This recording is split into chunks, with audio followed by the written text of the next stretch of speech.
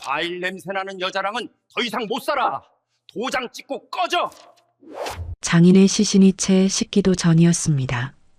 장례식장 향 연기가 자욱한 그곳에서 사위가 딸의 얼굴에 서류 뭉치를 던졌습니다. 종이가 바닥에 흩어졌습니다. 딸이 비틀거렸습니다.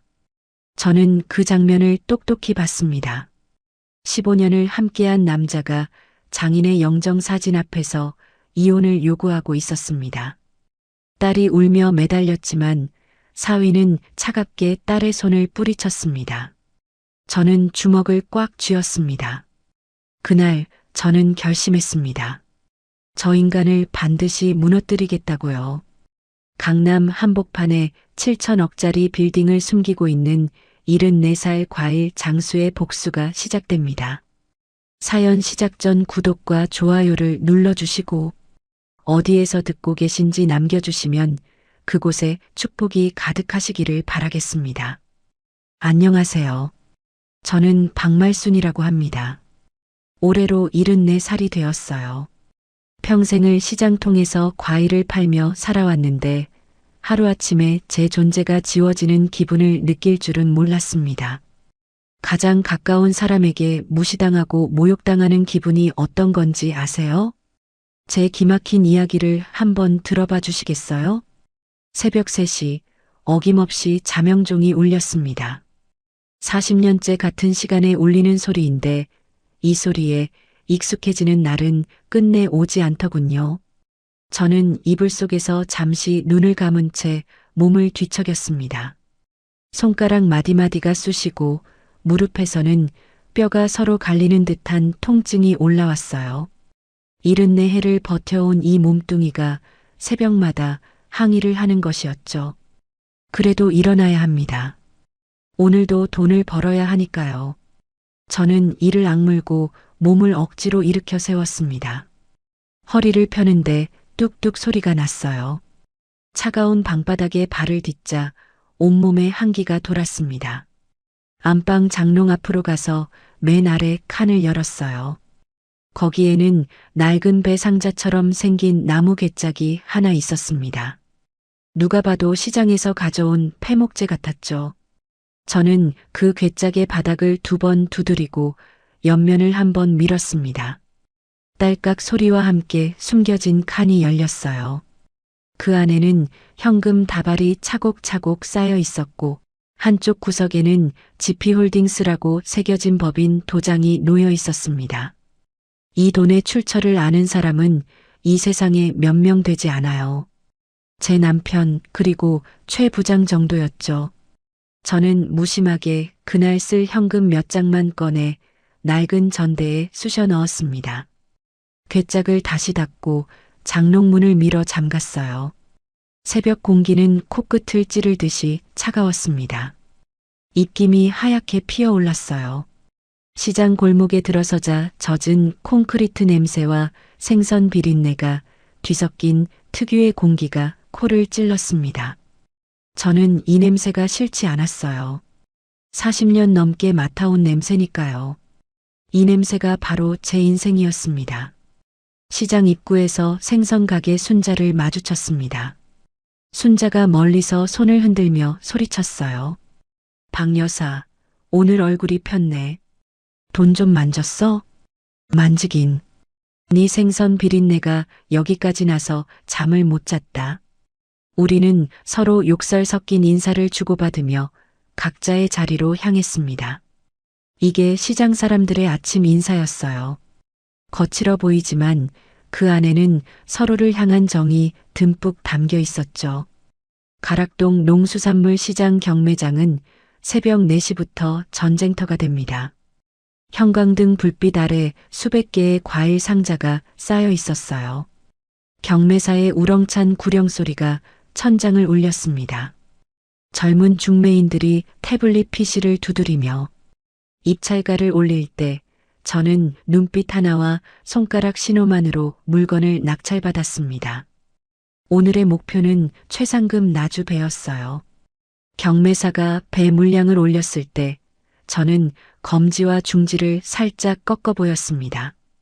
그것이 제 최종 입찰 신호였어요. 젊은 중매인 하나가 태블릿을 두드리며 따라붙었지만 제가 엄지를 살짝 꺾는 순간 그는 포기했습니다.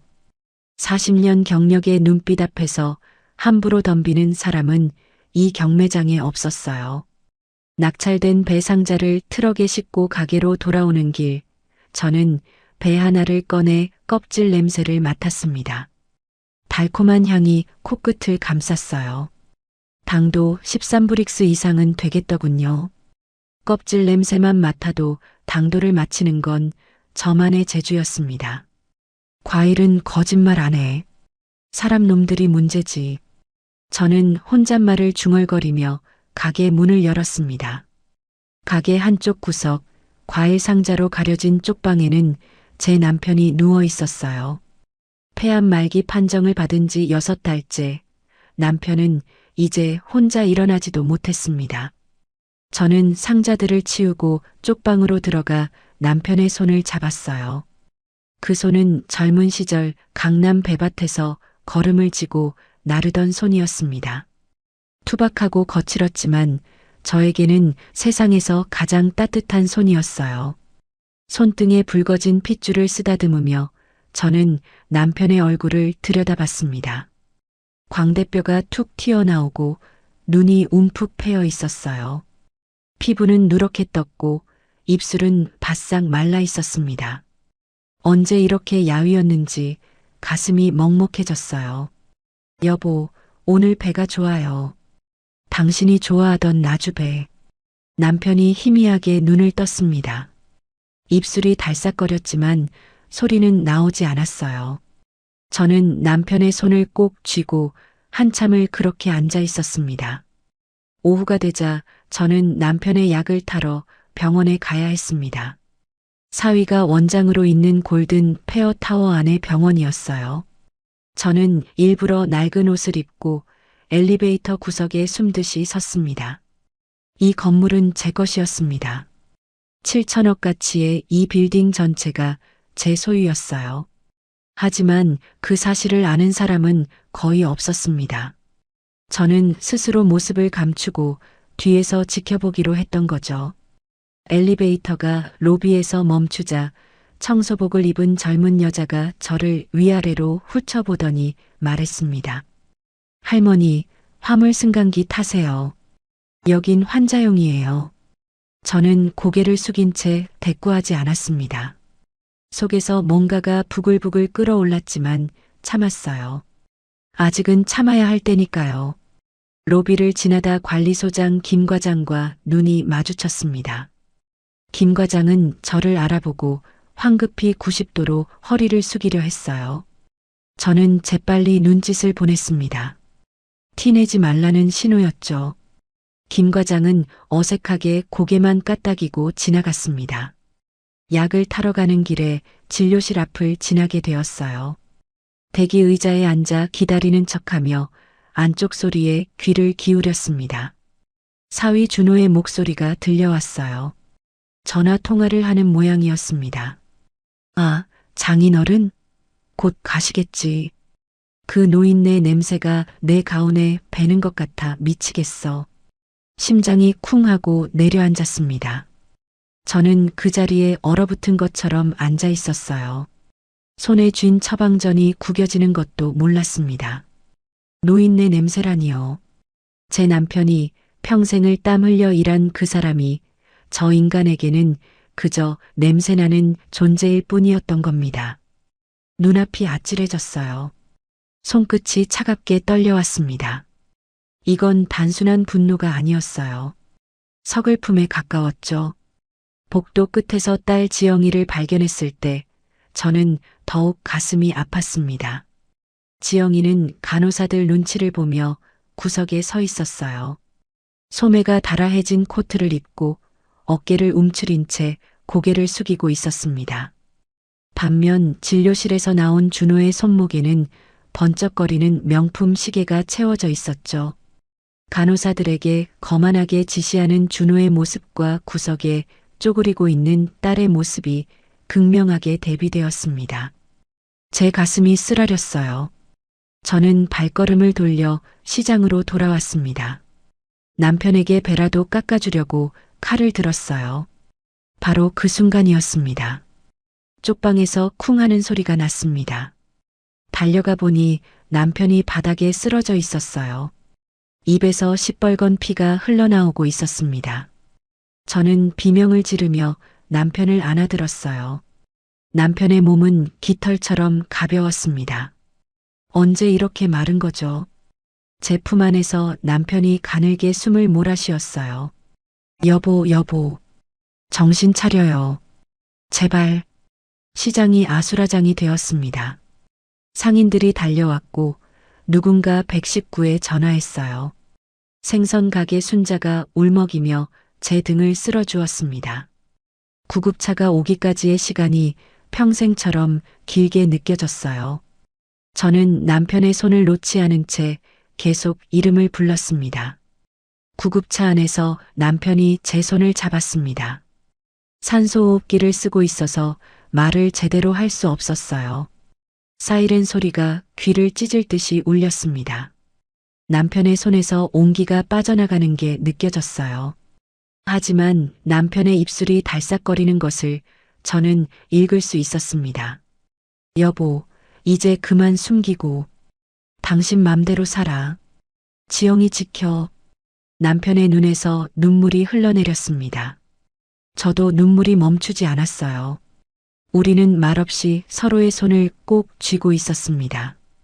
응급실은 사위가 있는 병원이었습니다. 저는 준호에게 연락했어요. 당신 병원 응급실이니 빨리 내려오라고요. 하지만 돌아온 대답은 차갑기 그지없었습니다. 지금 VIP 수술 중이라 못 내려갑니다. 레지던트 보낼게요. 나중에 알았어요. 그 시간에 준호는 당직실에서 주식 차트를 보고 있었다는 것을요. 제 남편이 피를 토하며 죽어가는 그 순간에 그 인간은 주식 그래프나 들여다보고 있었던 겁니다. 남편은 차가운 응급실 침대 위에서 눈을 감았습니다. 제가 손을 잡고 있었지만 제대로 된 치료 한 번 받지 못하고 떠났어요. 형광등 불빛만 차갑게 빛나는 그 공간에서 저는 남편의 싸늘해지는 손을 붙잡고 가슴을 쳤습니다. 평생 고생만 시켰습니다. 새벽 경매장을 같이 누비고 배밭에서 땀 흘리고 그 돈으로 빌딩을 세웠지만 정작 남편에게는 편한 날 하루 없었어요. 그런데 이렇게 허무하게 보내다니요. 가슴이 찢어지는 것 같았습니다. 사망 선고가 내려진 지 1시간이 넘어서야 준호가 응급실에 나타났습니다. 흰 가운을 입고 슬픈 표정을 짓고 있었어요. 하지만 저는 보았습니다. 준호가 소매 끝으로 코를 살짝 막는 것을요. 냄새를 피하는 제스처였어요. 저는 그 모습을 보며 속으로 이를 악물었습니다. 주먹이 부들부들 떨렸어요. 이 인간이 평생 무시했던 그 냄새가 뭔지 곧 알게 해주겠다고요. 남편의 영정 앞에서 저는 조용히 맹세했습니다. 여보, 잘 봐요. 당신을 무시했던 그놈, 내가 어떻게 밟아주는지. 저는 주머니에서 낡은 폴더폰을 꺼내 최 부장에게 전화를 걸었습니다. 신호음이 2번 울리기도 전에 최 부장이 전화를 받았어요. 최 부장, GP홀딩스 장부 가져와. 이제 시작이야. 장례식장은 시장 사람들로 북적였습니다. 생선 비린내, 젓갈 냄새, 땀 냄새가 뒤섞인 특유의 공기가 빈소를 가득 채웠어요. 정장 대신 앞치마를 두른 사람들, 고무장갑 자국이 선명한 손으로 절을 하는 사람들이 줄지어 들어왔습니다. 어떤 분은 생선 비늘이 팔뚝에 붙은 채로 오기도 했어요. 상인들이 꼬깃꼬깃 접어온 1,000원짜리, 10,000원짜리 조이금 봉투가 쌓여갔습니다. 과일 물이 밴 봉투도 있었고 젖은 손으로 만져서 구겨진 봉투도 있었어요. 저에게는 그 어떤 화환보다 귀한 마음이었습니다. 그런데 준호는 그 봉투들을 마치 쓰레기를 만지듯 집게손가락으로 집어 올렸습니다. 이거 세균 덩어리 아니에요? 만지기도 싫네. 준호가 손 소독제를 펌프질하며 인상을 찌푸렸어요. 향긋한 알코올 냄새가 빈소에 퍼졌습니다. 제 손톱 밑이 시큰거렸어요. 저 봉투들이 얼마나 귀한 돈인지, 새벽부터 땀 흘려번 푼 돈을 얼마나 아껴서 모은 건지 저 인간은 평생 모를 겁니다. 준호가 빈소 안에서 버티지 못하고 VIP실로 피신했습니다. 문을 걸어 잠그고 공기청정기를 최대로 틀었어요. 유리창 너머로 준호가 마스크를 쓰고 앉아 있는 게 보였습니다. 휴대폰으로 뭔가를 하고 있었어요. 제 남편의 장례식장에서 말이죠. 저는 그 모습을 보며 가슴 한구석이 서늘해지는 것을 느꼈습니다. 장례식장에 이상한 일이 벌어졌습니다. 국회의원, 대기업 회장 이름이 적힌 거대한 조화들이 줄줄이 들어온 거예요. 화환 리본에 적힌 이름들이 하나같이 쟁쟁했습니다. 준호가 VIP실에서 나와 눈이 휘둥그레진 채 그 화환들을 바라봤어요. 내 명성이 이 정도였나? 역시 나는 달라. 준호가 어깨를 으쓱하며 화환들을 빈소 입구 쪽으로 재배치하라고 지시했어요. 병원 홍보용으로 쓰겠다는 거였죠. 저는 속으로 코웃음을 쳤습니다. 저 화환들이 누구에게 온 건지 저 인간은 꿈에도 모르고 있었으니까요. 빈소 한쪽에서 소란이 일었습니다. 최 부장이 배달원 복장을 하고 커다란 사과 박스를 들고 왔어요. 땀에 젖은 모자를 쓰고 허름한 점퍼를 입은 모습이었습니다. 장례 비용이라며 제게 건네려는 찰나 준호가 성큼성큼 달려와 그 박스를 발로 걷어찼어요. 아, 과일 쪼가리 좀 치워요. 여기가 과일 가게예요? 퍽 하는 둔탁한 소리와 함께 준호의 얼굴이 일그러졌어요. 발가락을 움켜쥐고 바닥에 주저앉았습니다. 얼굴이 시뻘겋게 달아올랐어요. 아, 뭘 넣은 거야? 돌덩어리야? 저는 태연하게 그 광경을 지켜봤습니다. 그 박스 안에는 현금 5억 원이 빽빽하게 들어 있었거든요. 5만 원권 지폐만 장의 무게가 얼마나 되는지 돈의 무게를 모르는 인간이 제 발로 복을 걷어찬 거였죠. 저는 속으로 비웃었습니다. 최 부장이 저와 눈을 마주치고 희미하게 고개를 끄덕였어요. 조문객 중에 낯익은 여자가 있었습니다. 병원 이사장 딸이었어요. 화려한 원피스를 입고 비싼 향수 냄새를 풍기며 준호에게 다가갔습니다. 빈소에 어울리지 않는 붉은 립스틱을 바르고 있었어요. 복도 구석에서 두 사람의 손이 스쳤습니다. 준호가 여자의 허리에 살짝 손을 얹는 것까지 저는 놓치지 않았어요. 두 사람의 눈빛이 은밀하게 오갔습니다. 마치 연인 사이처럼요. 제 딸 지영이도 그 장면을 봤어요. 지영이의 얼굴이 굳어졌습니다. 지영이가 준호에게 다가가 따졌어요. 목소리가 떨리고 있었습니다. 여보, 저 여자랑 무슨 사이야? 아빠 장례식장에서 이게 뭐야? 준호가 지영이의 어깨를 밀쳤습니다. 거칠게요. 지영이가 비틀거리며 뒤로 물러났어요. 주변 조문객들의 시선이 쏠렸습니다. 상상이 지나치네. 피곤하게 왜 이래? 저는 이를 악물었습니다. 주먹이 부들부들 떨렸어요. 저 인간의 손이 제 딸에게 닿는 것을 보는 게 이렇게 참기 힘든 일인 줄 몰랐습니다. 조문객들이 빠지고 새벽 2시가 되었습니다. 빈소에는 저와 지영이 그리고 준호만 남았어요. 형광등 불빛만 윙윙거리며 빈소를 비추고 있었습니다. 남편의 영정사진이 저를 바라보고 있었어요. 국화꽃 향기가 짙게 퍼져 있었습니다. 준호가 상주 완장을 거칠게 팽개치더니 양복 안주머니에서 서류 봉투를 꺼냈어요. 봉투 안에서 나온 것은 이혼 서류였습니다. 저는 눈을 의심했어요. 장례 끝나면 도장 찍어. 당신네 수준이 냄새나서 더 못 참겠어. 준호가 서류를 지영이 앞에 던졌습니다. 지영이의 얼굴이 하얗게 질렸어요. 입술이 파르르 떨렸습니다. 지금 아빠 돌아가셨는데 이혼 얘기를 해? 그러니까 타이밍 맞춰서 하는 거잖아. 장인어른 살아계실 때 하면 충격받으실까봐 참은 거야. 내가 얼마나 배려한 건지 알아? 준호가 능글맞게 웃었습니다. 그 웃음이 제 가슴에 못을 박았어요. 저는 손에 든 과도를 꽉 쥐었습니다. 손잡이가 손바닥에 파고들었어요. 준호가 지영이를 향해 손가락질을 했습니다. 손톱이 번들번들하게 매니큐어 칠이 되어 있었어요. 그리고 장모님 사는 그 낡은 빌라 보증금이라도 빼서 위자료로 내놔. 내가 그동안 당신네 먹여 살린 값이야. 저는 더 이상 참을 수 없었습니다. 어둠 속에서 천천히 걸어 나갔어요. 과도를 손에 쥔 채로요. 제 발걸음 소리가 빈소에 울렸습니다. 제 그림자가 준호 앞에 길게 드리워졌어요. 자네, 이 말 주워 담을 수 없네. 정말 후회 안 하겠나? 제 목소리가 낮고 차가웠습니다. 빈소의 공기가 얼어붙는 것 같았어요. 준호가 저를 보고 비웃었습니다. 콧방귀를 뀌며 말했어요. 후회요? 과일 썩은 내 나는 집구석 탈출하는 게 제 인생 로또입니다. 제 병원 근처엔 얼씬도 마세요. 격 떨어지니까.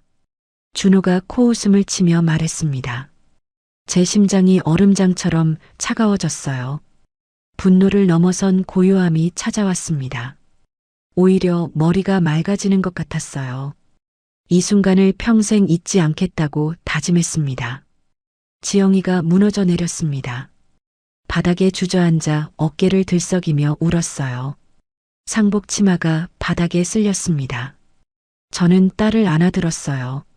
지영이의 몸이 떨리고 있었습니다. 등을 쓸어주며 귀에 대고 속삭였어요. 지영아, 울지 마라. 돈, 그까짓 거 썩어나게 많다. 저놈, 알몸으로 쫓겨나게 해줄게. 지영이가 고개를 들어 저를 바라봤습니다. 눈물 범벅이 된 얼굴에 의아함이 스쳤어요. 엄마가 무슨 말을 하는 건지 모르겠다는 표정이었습니다. 그럴 만도 했죠. 평생 과일 장사만 한 엄마가 뜬금없이 돈 얘기를 하니까요. 저는 딸의 눈물을 손등으로 닦아주며 고개를 끄덕였어요. 준호가 제 말을 흘려들으며 빈소를 나갔습니다. 발인식에도 참석하지 않겠다며요. 출근해야 한다는 핑계였죠. 구두 굽소리가 점점 멀어졌습니다. 준호의 뒷모습이 어둠 속으로 사라졌어요. 저는 그 뒷모습을 끝까지 지켜봤습니다. 곧 저 뒷모습이 세상에서 가장 초라해질 거라는 걸 저 인간은 상상도 못하고 있었어요. 새벽녘 빈소 뒤편에서 최 부장이 배달원 복장을 벗고 있었습니다. 그 안에는 단정한 양복이 있었어요. 넥타이까지 메고 있었습니다. 최 부장이 제게 다가와 낮은 목소리로 물었어요. 회장님, GP홀딩스 이름으로 작업 시작할까요? 저는 남편의 영정을 바라보며 대답했습니다. 영정 속 남편이 저를 보며 웃고 있었어요. 시작해요. 하나도 빠짐없이 털어. 발인식 날 아침 놀라운 광경이 펼쳐졌습니다. 검은색 리무진 장이차 10대가 줄지어 나타난 거예요. 준호는 출근한다며 콧배기도 비치지 않았습니다. 하지만 상관없었어요. 시장 상인들이 운구 행렬을 이루었습니다. 횟집 아저씨가 앞장서고 떡집 아주머니가 뒤를 따랐어요. 야채 가게 할아버지도 정육점 사장님도 나오셨습니다. 모두 검은 옷을 입고 눈물을 글썽이고 있었어요. 생선 가게 순자가 제 손을 잡고 울었습니다. 박 여사 힘내. 우리가 다 옆에 있잖아. 저는 그 따뜻한 손을 꼭 쥐었습니다. 거칠고 투박한 손이었지만 세상에서 가장 따뜻했어요. 명품 가방을 드는 손보다 새벽부터 일하느라 거칠어진 이 손들이 더 귀했습니다. 이 사람들이 제 진짜 가족이었어요. 화장터의 불길이 활활 타올랐습니다. 유리창 너머로 관이 천천히 들어가는 것이 보였어요. 저는 유리창에 손을 대고 서 있었습니다. 뜨거운 열기가 손바닥에 전해졌어요. 마치 남편이 마지막으로 제 손을 잡아주는 것 같았습니다. 눈물이 볼을 타고 흘러내렸지만 저는 닦지 않았어요. 지영이가 제 옆에서 흐느꼈습니다. 저는 딸의 손을 잡았어요. 두 손 모두 차갑게 떨리고 있었습니다. 모녀가 나란히 서서 불길을 바라봤어요. 불길이 잦아들고 남편의 유골함을 받았을 때 저는 그것을 두 팔로 꼭 안았습니다. 아직도 따뜻한 것 같았어요. 유골함이 이렇게 가벼울 줄 몰랐습니다. 평생을 함께한 사람이 이 작은 함 안에 들어있다는 게 믿기지 않았어요. 저는 유골함을 가슴에 품고 한참을 그 자리에 서 있었습니다. 저는 유골함을 안은 채 하늘을 올려다봤습니다. 구름 한 점 없이 맑은 날이었어요. 남편이 좋아하던 날씨였죠. 어딘가에서 남편이 저를 지켜보고 있을 것 같았습니다. 여보, 잘 봐요. 당신을 무시했던 그놈, 내가 어떻게 밟아주는지. 제 목소리가 바람에 실려 퍼져나갔습니다. 낮지만 단단한 목소리였어요. 지영이가 고개를 들어 저를 바라봤습니다. 제 눈에서 더 이상 눈물은 흐르지 않았어요. 저는 딸에게 고개를 끄덕여 보였습니다. 최 부장이 멀리서 저를 지켜보고 있었어요. 저는 최 부장에게 눈짓을 보냈습니다. 준비하라는 신호였죠. 이제 진짜 시작이었습니다. 49제가 끝난 다음 날 저는 GP홀딩스 사무실로 향했습니다. 골든 페어 타워맨 꼭대기층에 있는 그곳은 제 비밀 아지트였어요. 일반인은 출입할 수 없는 층이었습니다. 엘리베이터가 45층에서 멈추자 최 부장이 문 앞에서 기다리고 있었습니다. 단정한 양복 차림에 두꺼운 서류 파일을 안고 있었어요. 회장님, 기다리고 있었습니다. 저는 고개를 끄덕이며 사무실 안으로 들어갔습니다. 통유리창 너머로 서울 시내가 한눈에 내려다 보였어요. 남산타워가 손에 잡힐 듯 가까웠습니다. 저 아래 어딘가에서 준호가 환자를 보고 있겠죠. 자기가 밟고 서 있는 땅이 누구 것인지도 모른 채요. 최 부장이 서류를 책상 위에 펼쳤습니다. 준호 병원의 재정 상태가 빼곡하게 적혀 있었어요. 이준호 원장의 병원 현황입니다. 현재 이 건물 12층부터 15층까지 사용 중이고 월 임대료는 8천만 원입니다. 저는 서류를 들여다봤습니다. 숫자들이 눈에 들어왔어요. 병원 매출은 꽤 높았지만 지출도 만만치 않았습니다. 고급 승용차 리스비, 골프 회원권 유지비, 해외 학회 출장비, 전부 병원 비용으로 처리되어 있었어요. 허영은 넘치는데 실속은 없네요. 저는 혀를 찼습니다. 최 부장이 다음 페이지를 넘겼어요. 그리고 회장님, 이건 좀 더 심각한 문제입니다. 서류에는 병원 이사장 딸과의 내연 관계가 적혀 있었습니다. 호텔 출입 기록, 선물 구매 내역, 심지어 둘이 함께 찍은 사진까지 있었어요. 장례식장에서 봤던 그 여자였습니다. 붉은 립스틱을 바르고 준호 팔짱을 끼고 있었어요. 이 여자가 누군지 알아봤어요? 병원 이사장 외동딸입니다. 32살이고 이혼 경력이 한 번 있어요. 이준호 원장이 이사장 자리를 노리고 접근한 것으로 보입니다. 저는 사진을 내려놓았습니다. 분노보다는 한심함이 앞섰어요. 제 딸을 버리고 저런 여자에게 붙으려 하다니요. 임대료 인상 통보는 언제 나가요? 오늘 오후 3시에 공문이 발송됩니다. 다음 달부터 임대료를 3배로 올린다는 내용입니다. 저는 창밖을 바라봤습니다. 하늘이 맑았어요. 복수의 첫 단추가 끼워지는 순간이었습니다. 제 입꼬리가 올라갔어요. 그날 저녁 지영이를 불러 저녁을 먹었습니다. 시장 근처 작은 설렁탕집이었어요. 김이 모락모락 나는 뜨끈한 국물이 테이블 위에 놓였습니다. 하지만 지영이는 숟가락을 들지 않았어요. 눈이 퉁퉁 부어 있었습니다. 밤새 울었나 봐요. 화장기 없는 얼굴이 창백해 보였습니다. 엄마, 나 어떡해. 이혼하면 갈 데도 없어. 지영이가 숟가락을 놓으며 말했습니다. 목소리가 갈라졌어요. 저는 딸의 손을 잡았습니다. 차갑고 가는 손이었어요. 지영아, 엄마가 할 말이 있어. 지영이가 고개를 들었습니다. 저는 심호흡을 했어요. 이제 진실을 말해야 할 때였습니다. 그 병원 있는 건물 있지? 골든 페어 타워. 응. 그게 왜? 그 건물이 엄마 거야. 지영이의 눈이 휘둥그레졌습니다. 숟가락을 든 채 멈춰버렸어요. 뭐라고? 엄마, 무슨 소리야? 엄마가 그 건물 주인이야. 아빠랑 평생 모은 돈으로 산 거야. 7천억짜리 건물이야. 지영이가 믿을 수 없다는 표정으로 저를 바라봤습니다. 입이 벌어진 채 말을 잇지 못했어요.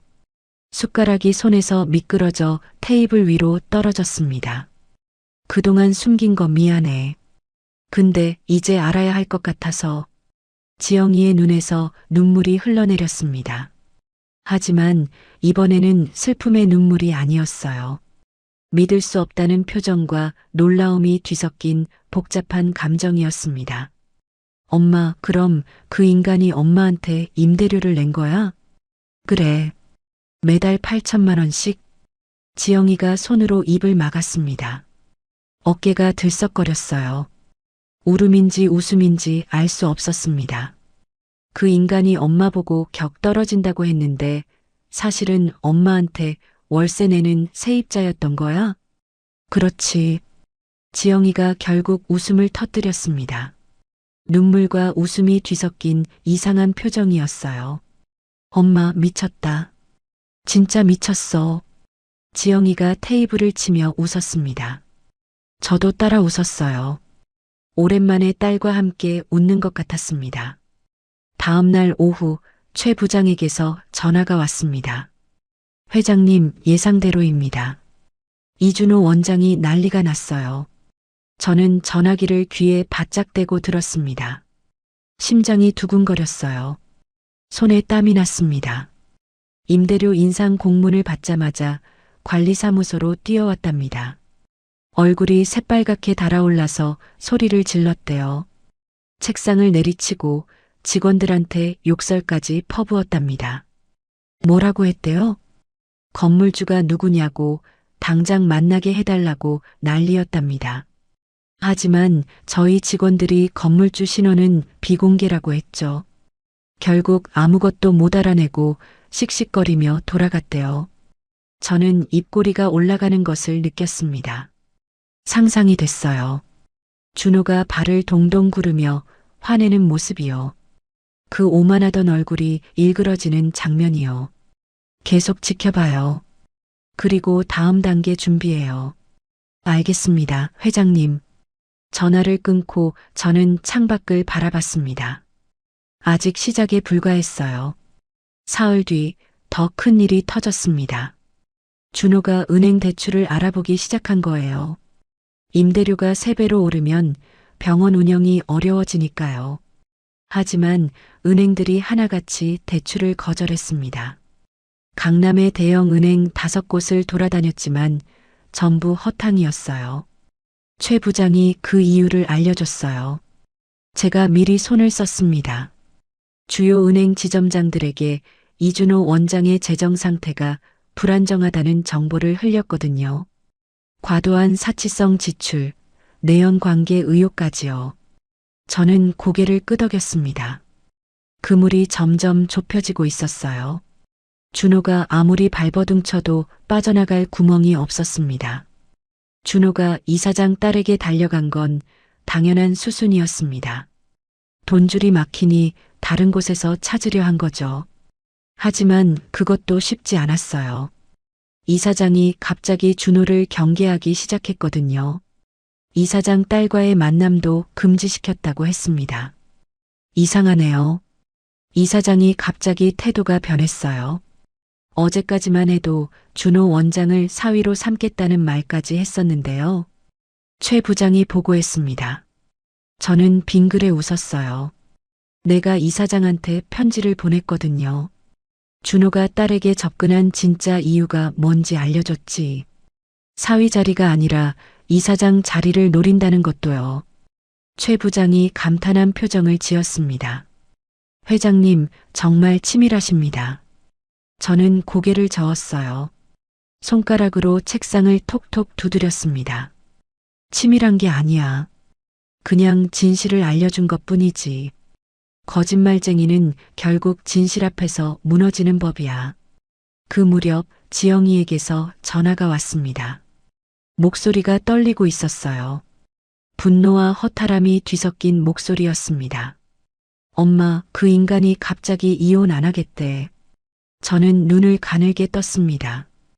예상했던 일이었어요. 뭐라고 하던? 돈이 좀 어려워져서 그러니까 조금만 기다려달래. 갑자기 다정하게 굴면서 잘해보자고 하더라고. 얼굴에 철판을 깔았어, 진짜. 그 뻔뻔한 표정이 눈에 선해. 지영이의 목소리에 분노가 섞여 있었습니다. 저는 전화기를 꽉 쥐었어요. 손등에 핏줄이 붉어졌습니다. 지영아, 걱정 마. 저 인간이 무릎 꿇고 빌어도 절대 용서하면 안 돼. 알겠지? 알아, 엄마. 이제 알아. 그 인간 진짜 배신자야. 전화를 끊고 저는 남편의 유골함을 바라봤습니다. 거실 한쪽에 모셔둔 유골함이 오후 햇살을 받아 은은하게 빛나고 있었어요. 여보, 잘 보고 있죠? 아직 시작이에요. 저놈이 무릎 꿇는 날까지 지켜봐요. 저는 유골함에 대고 중얼거렸습니다. 어딘가에서 남편이 고개를 끄덕이는 것 같았어요. 최 부장이 다음 작전을 보고했습니다. 회장님, 다음 주에 건물 전체 소방 점검이 있습니다. 이때를 이용해서 병원 쪽에 시설 보안 명령을 내릴 수 있어요. 소방 설비가 오래되어서 전면 교체가 필요하다는 명목으로요. 저는 서류를 들여다봤습니다. 소방시설 보안 비용이 3억 원으로 예상되어 있었어요. 스프링클러 전면 교체, 비상구 확장 공사, 방화문 설치 등이 빼곡하게 적혀 있었습니다. 임대료도 못 내는데 3억 원을 어디서 구하겠어요. 게다가 공사 기간 동안은 진료도 못하게 될 겁니다. 저는 고개를 끄덕였습니다. 그물이 더욱 촘촘해지고 있었어요. 준호가 숨 쉴 틈을 주지 않을 생각이었습니다. 진행해요. 빈틈없이. 최 부장이 고개를 숙이고 나갔습니다. 저는 창밖을 바라보며 생각에 잠겼어요. 복수는 천천히 하지만 확실하게 진행되고 있었습니다. 한 걸음 한 걸음 준호를 벼랑 끝으로 몰아가고 있었어요. 저녁이 되어 시장으로 돌아왔습니다. 과일 가게 문을 열자 익숙한 냄새가 코를 찔렀어요. 사과 냄새, 배 냄새, 귤 냄새가 뒤섞인 달콤한 공기였습니다. 형광등 불빛 아래 과일들이 윤기나게 빛났어요. 생선 가게 순자가 손을 흔들며 다가왔어요. 앞치마에 비늘이 묻어 있었습니다. 박 여사, 요즘 표정이 좀 밝아졌네. 무슨 좋은 일 있어? 저는 빙그레 웃었습니다. 입꼬리가 저절로 올라갔어요. 응, 아주 좋은 일이 생길 것 같아. 순자가 고개를 갸웃거렸지만 더 묻지 않았어요.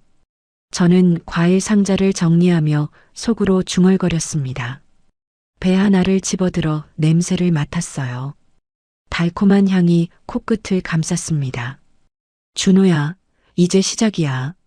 내가 무시했던 과일 냄새가 널 어디까지 쫓아갈지 두고 봐라. 소방 점검 날이 밝았습니다. 아침 9시 저는 과일 가게에서 평소처럼 사과를 닦고 있었어요. 빨간 사과 껍질이 햇살에 반짝거렸습니다. 하지만 마음은 이미 골든 페어 타워에 가 있었어요. 최 부장에게서 실시간으로 보고가 올 예정이었거든요. 손에 사과를 들고 있었지만 눈은 계속 휴대폰을 향했습니다. 10시 정각 첫 번째 전화가 왔습니다. 심장이 쿵 뛰었어요. 회장님, 소방점검단이 병원층에 도착했습니다. 점검관 5명이 서류 뭉치를 들고 왔어요. 이준호 원장이 직접 나와서 맞이하고 있습니다. 저는 사과를 닦던 손을 멈추고 전화기를 귀에 바짝 댔습니다. 어떤 표정이에요? 웃고 있습니다. 아직 상황 파악을 못한 것 같아요. 점검단한테 커피도 대접하고 있습니다. 저는 입꼬리를 올렸습니다. 그 웃음이 얼마나 갈지 두고 봐야죠. 1시간 뒤 2번째 전화가 왔습니다. 최 부장의 목소리가 들떠 있었어요. 회장님, 점검 결과가 나왔습니다. 예상대로 소방시설 전면 교체 명령이 떨어졌어요. 스프링클러, 비상구, 방화문 전부요. 공사 기간만 2달이 걸린다고 합니다. 준호 표정은 어때요? 얼굴이 하얗게 질렸습니다. 손이 떨리는 게 보여요. 점검단한테 사정하듯이 말하고 있는데 소용없어 보입니다. 다리에 힘이 풀렸는지 벽에 기대고 있어요. 저는 깊이 숨을 들이쉬었습니다. 복수의 칼날이 한 겹 더 파고드는 느낌이었어요. 속이 시원했습니다. 그날 오후 예상치 못한 일이 벌어졌습니다. 준호가 직접 관리사무소를 찾아와 무릎을 꿇었다는 거예요. 최 부장이 급히 전화했습니다. 목소리가 흥분으로 떨리고 있었어요. 회장님, 이준호 원장이 관리사무소 로비에서 무릎을 꿇고 있습니다. 양복 바지가 바닥에 닿는 것도 신경 안 쓰고요. 건물주를 만나게 해달라고 사정하고 있어요. 울먹이면서요. 코끝이 빨갛게 됐습니다. 저는 과일 상자 위에 털썩 주저앉았습니다. 심장이 쿵쾅거렸어요. 그토록 오만하던 준호가 무릎을 꿇다니요. 장례식장에서 콧방귀를 뀌던 그 인간이요. 사진 찍어둬요. 영상도요. 이미 찍었습니다. 선명하게요. 저는 전화를 끊고 한참을 멍하니 앉아 있었습니다. 복수가 이렇게 달콤한 건지 몰랐어요. 가슴 속에서 뜨거운 것이 치밀어 올랐습니다. 하지만 아직 끝이 아니었어요. 이제 시작이었죠. 며칠 뒤 더 큰 일이 터졌습니다. 병원 직원들이 월급을 못 받았다며 노동청에 진정서를 넣은 거예요. 간호사 15명이 집단으로 진정서를 제출했습니다. 임대료가 3배로 오르고 소방시설 보안 비용까지 들어가니 병원 운영 자금이 바닥난 거였죠. 최 부장이 그 소식을 전해줬습니다. 이준호 원장이 사채까지 알아보고 있다고 합니다. 강남 일대 사채업자들을 다 접촉했대요. 하지만 신용이 바닥이라 빌려주는 곳이 없대요. 저는 고개를 끄덕였습니다. 그물이 더욱 조여지고 있었어요. 그런데 그날 저녁 뜻밖의 전화가 왔습니다. 지영이었어요. 목소리가 심상치 않았습니다. 떨림과 분노가 섞여 있었어요. 엄마, 그 인간이 집에 찾아왔어. 저는 벌떡 일어났습니다. 손에 들고 있던 배가 바닥에 떨어졌어요. 뭐라고? 무슨 짓을 한 거야? 무릎 꿇고 빌었어. 한 번만 기회를 달라고. 눈물까지 흘리면서 현관문 앞에서 1시간 넘게 버텼어. 저는 이를 악물었습니다. 뻔뻔한 것도 정도가 있지요. 그래서 뭐라고 했어? 쫓아냈어. 경비 아저씨 불러서 끌어냈어. 근데 엄마, 이상한 말을 했어. 저는 전화기를 꽉 쥐었습니다. 손등에 힘줄이 붉어졌어요. 뭐라고 했는데? 장모님이 뭔가 숨기고 있는 것 같다고. 요즘 이상한 일들이 자꾸 생기는데 우연이 아닌 것 같다고. 눈빛이 무섭더라고. 제 심장이 철렁 내려앉았습니다. 준호가 눈치를 챈 거였어요. 저는 잠시 침묵했습니다. 식은땀이 등줄기를 타고 흘렀어요. 지영아, 걱정 마. 그 인간이 뭘 알겠어. 하지만 전화를 끊고 나서 저는 불안해졌습니다. 준호가 생각보다 빠르게 상황을 파악하고 있었어요. 다음 날 아침 최 부장이 급히 찾아왔습니다. 표정이 어두웠어요. 평소의 차분함이 사라지고 긴장감이 역력했습니다. 회장님, 문제가 생겼습니다. 저는 가슴이 철렁했습니다. 불길한 예감이 스쳤어요. 무슨 일이에요? 이준호 원장이 사설 탐정을 고용했습니다. 유명한 업체래요. 건물주가 누군지 알아보려고요. 벌써 이틀째 조사 중이랍니다. 저는 손으로 이마를 짚었습니다. 예상은 했지만 이렇게 빨리 움직일 줄은 몰랐어요. 탐정이 뭘 알아냈대요? 아직은 아무것도 못 알아냈습니다. 하지만 시간 문제일 수 있어요. GP홀딩스 법인 등기부를 파헤치면 회장님 이름이 나올 수도 있습니다. 법인 설립 당시 대표이사로 등재되어 있거든요. 저는 창밖을 바라봤습니다. 하늘에 먹구름이 끼고 있었어요. 바람도 거세지고 있었습니다. 복수의 길이 순탄하지만은 않다는 것을 깨달았어요. 최 부장, 법인 구조를 더 복잡하게 만들 수 있어요? 가능합니다. 해외 법인을 하나 더 세우면 추적이 어려워집니다. 홍콩이나 싱가포르 쪽으로요. 그렇게 해요. 시간을 벌어야 해요. 빨리 진행해 주세요. 최 부장이 고개를 숙이고 나갔습니다. 저는 한숨을 내쉬었어요. 복수가 이렇게 복잡할 줄은 몰랐습니다. 그날 밤 저는 남편의 유골함 앞에 앉았습니다. 촛불을 켜고 한참을 바라봤어요. 촛불 그림자가 벽에서 일렁거렸습니다. 남편 사진 속 얼굴이 저를 바라보고 있었어요. 여보, 저 잘하고 있는 거 맞죠? 너무 힘들어요. 그 인간이 눈치를 챈 것 같아요. 유골함은 대답이 없었습니다. 하지만 촛불이 살랑살랑 흔들렸어요. 마치 남편이 고개를 끄덕이는 것 같았습니다. 걱정하지 말라는 것 같았어요. 저는 눈물을 닦고 일어섰습니다. 무릎이 아팠지만 마음은 단단해졌어요. 포기할 수 없었습니다. 남편을 무시하고 딸을 버리려 했던 그 인간을 절대 용서할 수 없었어요. 다음 날 반격의 기회가 찾아왔습니다. 최 부장이 흥분한 목소리로 전화했어요. 숨이 가쁜 것 같았습니다. 회장님, 대박입니다. 이준호 원장의 비자금 계좌를 찾았어요. 저는 귀가 번쩍 뜨였습니다. 과일 상자를 내려놓고 전화기를 꽉 쥐었어요. 비자금이요? 네.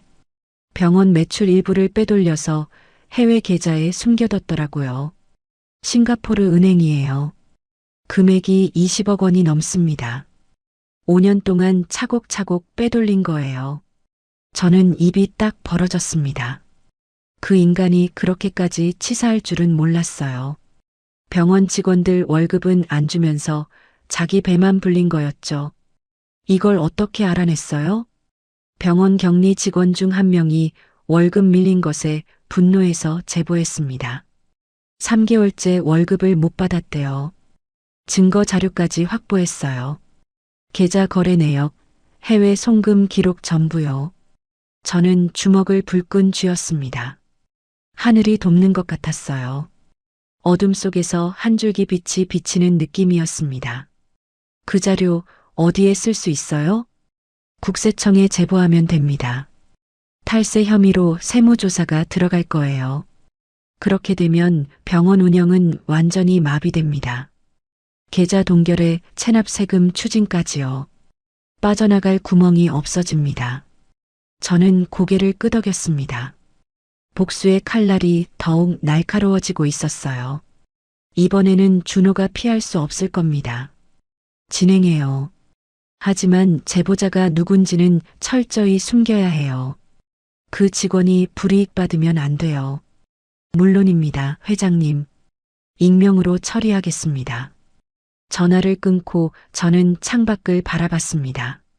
먹구름이 걷히고 햇살이 비치고 있었어요. 어둠 뒤에는 반드시 빛이 온다는 걸 느꼈습니다. 희망이 보이기 시작했어요. 그날 저녁 지영이를 만났습니다. 시장 근처 작은 국밥집이었어요. 김이 모락모락 나는 국밥 2그릇이 테이블에 놓였습니다. 지영이의 얼굴에 생기가 돌아오고 있었어요. 며칠 전과는 완전히 다른 표정이었습니다. 엄마, 요즘 그 인간 완전 초상집이래. 병원 직원들도 다 떠나고 있다고. 간호사들이 집단으로 사표 냈대. 저는 국밥 국물을 호호 불며 들었습니다. 따뜻한 국물이 속을 데웠어요. 그래, 잘 됐네. 환자들도 빠지고 있대. 소문이 퍼졌나 봐. 병원 분위기가 엉망이라고. 저는 속으로 쾌재를 불렀습니다. 하지만 겉으로는 담담하게 국밥을 떴어요. 근데 엄마 아직도 신기해. 엄마가 그 큰 건물 주인이라니. 평생 과일 장사만 하셨는데. 저는 딸의 손을 잡았습니다. 거칠지만 따뜻한 손이었어요. 지영아, 엄마가 돈 숨긴 건 미안해. 근데 그 돈은 결국 다 내 거야. 내가 행복하게 살길 바라는 엄마 마음이야. 아빠도 그랬어. 지영이의 눈에 눈물이 고였습니다. 입술을 깨물며 참으려 했지만 결국 눈물이 흘러내렸어요. 엄마, 고마워. 진짜 고마워. 나 그동안 너무 힘들었어. 저도 눈시울이 붉어졌습니다. 이 순간을 위해 평생을 참아온 것 같았어요. 딸의 눈물을 닦아주며 저도 함께 울었습니다. 국밥집을 나서며 저는 하늘을 올려다봤습니다. 별이 총총 떠 있었어요. 맑은 밤이었습니다. 남편이 저 별 중 하나가 되어 지켜보고 있는 것 같았어요. 찬바람이 불었지만 마음은 따뜻했습니다. 여보, 조금만 더 기다려요. 거의 다 왔어요. 그놈이 완전히 무너지는 날 당신 무덤에 보고할게요. 저는 속으로 중얼거렸습니다. 복수의 끝이 보이기 시작했어요. 발걸음이 한결 더 가벼워졌습니다. 국세청 제보가 접수된 지 일주일이 지났습니다. 그날 아침 저는 시장에서 배를 정리하고 있었어요. 평화로운 아침이었습니다. 햇살이 따스하게 내리쬐고 과일 향기가 가게 안에 가득했어요. 손님들이 오가고 상인들의 흥정 소리가 활기차게 울려 퍼졌습니다. 그런데 갑자기 익숙한 목소리가 들려왔어요. 장모님, 저는 고개를 들었습니다. 준호가 가게 앞에 서 있었어요. 양복이 구겨져 있었고 눈 밑에 짙은 다크서클이 있었습니다. 며칠 동안 잠을 못 잔 것 같았어요. 넥타이도 비뚤어져 있었습니다. 평소의 말끔한 모습과는 딴판이었죠. 하지만 눈빛은 날카롭게 빛나고 있었어요. 마치 사냥감을 발견한 맹수 같았습니다. 무슨 일이야? 저는 차갑게 대꾸했습니다. 손에 든 배를 내려놓지 않았어요. 주변 상인들의 시선이 우리에게 쏠렸습니다. 장모님, 할 말이 있어서요. 준호가 가게 안으로 들어왔습니다. 저는 한 발짝 물러섰어요. 준호의 입꼬리가 실룩거렸습니다. 장모님이 골든 페어 타워 건물 주시죠? 제 심장이 멈추는 것 같았습니다. 손에서 배가 미끄러져 바닥에 떨어졌어요. 둔탁한 소리가 났습니다. 준호의 눈이 승리감으로 반짝거렸어요. 탐정이 알아냈어요. GP홀딩스 대표이사 박말순. 장모님 본인 맞으시죠? 저는 침묵했습니다. 입술이 바짝 말랐어요. 심장이 미친 듯이 뛰었습니다. 준호가 한 걸음 더 다가왔어요. 그동안 저한테 장난치신 거예요? 임대료 3배 인상, 소방시설 보안 명령, 은행 대출 차단. 다 장모님이 하신 거죠? 준호의 목소리가 점점 높아졌습니다. 주변 상인들이 놀라서 쳐다봤어요. 저는 준호의 눈을 똑바로 바라봤습니다. 더 이상 숨길 이유가 없었어요. 숨기고 싶지도 않았습니다. 그래, 내가 했다. 그래서 어쩔 건데? 준호의 얼굴이 일그러졌습니다. 분노로 목이 붉게 달아올랐어요.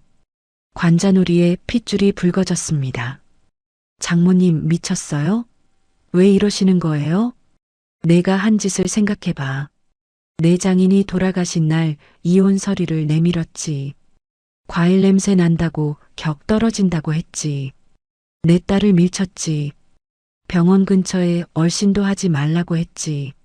저는 한 발짝 앞으로 나갔습니다. 목소리가 차갑게 가라앉았어요. 50년 인생에서 이렇게 차가운 목소리를 낸 적이 없었습니다. 너는 그 대가를 치러야 해. 반드시. 준호가 이를 악물었습니다. 주먹을 꽉 쥐고 있었어요. 손등에 힘줄이 붉어졌습니다. 좋아요. 그렇게 나오시겠다 이거죠?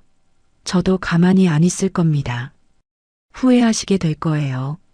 준호가 돌아서 나갔습니다. 구두 소리가 거칠게 울렸어요. 멀어지는 뒷모습을 보며 저는 가슴을 쓸어내렸습니다. 손이 떨리고 있었어요. 예상했던 일이지만 막상 닥치니 두려웠습니다. 등에서 식은땀이 흘렀어요. 그날 저녁 최 부장에게 전화했습니다. 손이 떨려서 전화기를 제대로 잡기 힘들었어요. 최 부장, 준호가 알아냈어요. 제가 건물주라는 걸. 최 부장의 목소리가 굳어졌습니다. 한동안 침묵이 흘렀어요. 예상보다 빨랐네요. 어떻게 하시겠습니까? 모르겠어요. 일단 상황을 지켜봐야 할 것 같아요. 대책을 세워야 해요. 전화를 끊고 저는 창밖을 바라봤습니다. 어둠이 깔리고 있었어요. 불안한 밤이 시작되고 있었습니다. 가슴이 답답하게 조여왔어요. 다음 날부터 준호의 반격이 시작되었습니다. 먼저 지영이에게 연락이 왔어요. 지영이가 울먹이며 전화했습니다. 목소리가 심하게 떨리고 있었어요. 엄마, 그 인간이 소송을 건데. 저는 벌떡 일어났습니다. 심장이 쿵 내려앉았어요. 소송? 무슨 소송? 재산 분할 소송이래. 엄마가 건물을 숨긴 건 사기라고, 이혼할 때 재산의 절반을 받아야 한다고. 변호사 내용 증명까지 보내왔어. 저는 이를 악물었습니다. 그 뻔뻔한 놈이 끝까지 돈에 눈이 멀었어요. 장인장모 무시하던 놈이 이제 와서 재산을 달라니요. 걱정 마, 지영아. 변호사 붙여서 싸울 거야. 그놈한테 한 푼도 안 줘. 전화를 끊고 최 부장에게 연락했습니다. 최 부장이 급히 와서 상황을 설명해 줬어요. 표정이 심각했습니다. 이준호 원장이 유명한 재산 전문 변호사를 고용했습니다. 강남에서 손꼽히는 변호사예요. 공격적인 소송 전략을 펼칠 겁니다. 이길 수 있어요? 쉽지 않습니다. 하지만 저희도 최고 변호사를 붙이면 충분히 싸울 수 있어요. 비용은 걱정 마세요. 저는 고개를 끄덕였습니다. 전쟁이 시작된 거였어요. 법정에서 만나자 이준호. 하지만 준호의 반격은 거기서 끝나지 않았습니다. 며칠 뒤 시장에 소문이 돌기 시작했어요. 제가 사기를 쳐서 건물을 샀다는 소문이었습니다. 시장 상인들이 수군거리기 시작했어요. 제가 지나가면 고개를 돌리는 사람들이 생겼습니다. 50년 동안 함께한 이웃들이었는데요. 생선 가게 순자가 찾아왔습니다. 표정이 걱정스러웠어요. 박 여사, 이상한 소문이 돌아. 내가 남편 재산 빼돌렸다고. 몰래 건물 사서 숨겼다고. 저는 가슴이 철렁했습니다. 손에 든 과일이 미끄러질 뻔했어요. 그게 무슨 소리야? 그 건물은 우리 부부가 평생 모은 돈으로 산 거야. 새벽마다 과일 떼러 다니면서 손 트고 허리 아프면서 모은 돈이라고. 나는 알아. 박 여사가 그런 사람 아닌 거. 근데 누가 시장 곳곳에 그런 말을 퍼뜨리고 다녀. 어제는 정육점 앞에서 소리 지르고 다녔다더라. 저는 주먹을 쥐었습니다. 손톱이 손바닥에 파고들었어요. 준호의 짓이 분명했습니다. 제 평판을 망가뜨리려는 거였죠. 50년 쌓은 신용을 한순간에 무너뜨리려는 비열한 짓이었어요. 그날 밤 저는 잠을 이룰 수 없었습니다. 남편의 유골함 앞에 앉아 한참을 울었어요. 촛불을 켜고 남편 사진을 바라봤습니다. 사진 속 남편이 웃고 있었어요. 여보, 저 너무 힘들어요. 그놈이 반격하기 시작했어요. 사방에서 공격이 들어와요. 촛불이 흔들렸습니다.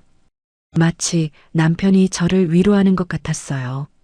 괜찮다고, 힘내라고 말하는 것 같았습니다.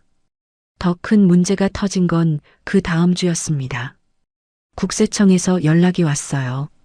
제가 제보한 준호의 비자금 건으로 조사를 시작했는데 역으로 제 세금 문제를 들여다보기 시작한 거예요. 최 부장이 긴급하게 보고했습니다. 얼굴이 창백했어요.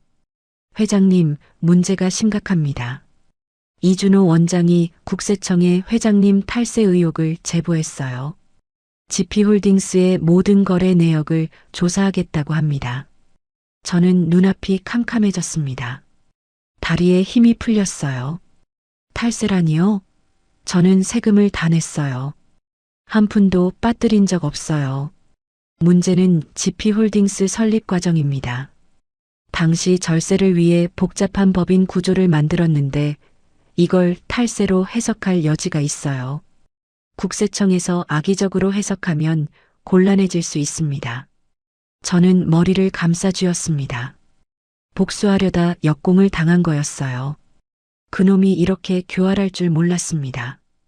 어떻게 해야 해요? 세무사와 변호사를 동시에 붙여야 합니다. 세무조사 대응 전문가를 섭외해야 해요. 비용이 많이 들겠지만 방법이 없습니다. 저는 한숨을 내쉬었습니다. 상황이 점점 복잡해지고 있었어요. 사방에서 적이 몰려오는 느낌이었습니다. 지영이가 찾아왔습니다. 얼굴이 초췌했어요. 눈이 퉁퉁 부어 있었습니다. 화장기 없는 얼굴이 창백했어요. 엄마, 나 때문에 이렇게 된 거 아니야? 내가 그 인간이랑 결혼 안 했으면 이런 일 없었을 텐데. 저는 딸을 꼭 안았습니다. 지영이의 몸이 떨리고 있었어요. 바보야. 내 잘못이 아니야. 그놈이 나쁜 거지. 엄마가 사람을 잘못 봤어. 지영이가 제 품에서 흐느꼈습니다. 어깨가 들썩거렸어요. 저도 함께 눈물을 흘렸습니다. 딸의 등을 쓸어주면서 마음이 찢어지는 것 같았어요. 하지만 포기할 수 없었습니다. 저는 눈물을 닦고 이를 악물었어요. 지영아, 엄마가 반드시 이길 거야. 저놈이 먼저 무너지게 만들 거야. 두고 봐. 지영이가 고개를 들어 저를 바라봤습니다. 눈물 범벅이 된 얼굴이었어요. 엄마, 힘들면 그만둬도 돼. 나는 엄마가 더 중요해. 돈이고 건물이고 다 필요 없어. 저는 딸의 눈물을 손등으로 닦아줬습니다. 가슴이 뭉클했어요. 안 돼. 여기서 물러서면 아빠한테 면목이 없어. 평생 당하고만 살다 간 아빠한테. 그날 밤 저는 결심했습니다. 방어만 하면 질 수밖에 없어요. 더 강하게 공격해야 했습니다. 이대로 당하고만 있을 순 없었어요. 최 부장을 불러 새로운 작전을 지시했습니다. 밤 11시가 넘은 시간이었지만 최 부장은 달려왔어요. 준호 병원의 의료사고 기록을 조사해요. 5년치 전부. 분명히 뭔가 있을 거예요. 그리고 내연녀 관계도 다시 파봐요. 증거를 확보해야 해요. 알겠습니다, 회장님. 빠짐없이 샅샅이 조사하겠습니다. 최 부장이 나가고 저는 창밖을 바라봤습니다. 별이 보이지 않는 흐린 밤이었어요. 먹구름이 하늘을 뒤덮고 있었습니다. 마치 제 앞에 놓인 길처럼요. 하지만 저는 포기하지 않을 겁니다. 먹구름 뒤에는 반드시 별이 있으니까요. 포기하지 않을 거예요. 저는 유골함을 바라보며 중얼거렸습니다. 여보, 저놈이 반격을 시작했어요. 하지만 걱정 마세요. 저도 물러서지 않을 거예요. 촛불이 살랑 흔들렸습니다. 남편이 응원하고 격려하는 것 같았어요. 준호야, 내가 먼저 싸움을 걸었어. 끝까지 한번 가보자. 누가 먼저 무너지나 두고 보자. 최 부장의 조사 결과가 나왔습니다. 2주일 만에 찾아낸 자료는 충격적이었어요. 준호병원에서 3년 전 의료사고가 있었습니다. 마취 과정에서 53살 여성 환자가 사망한 사건이었어요.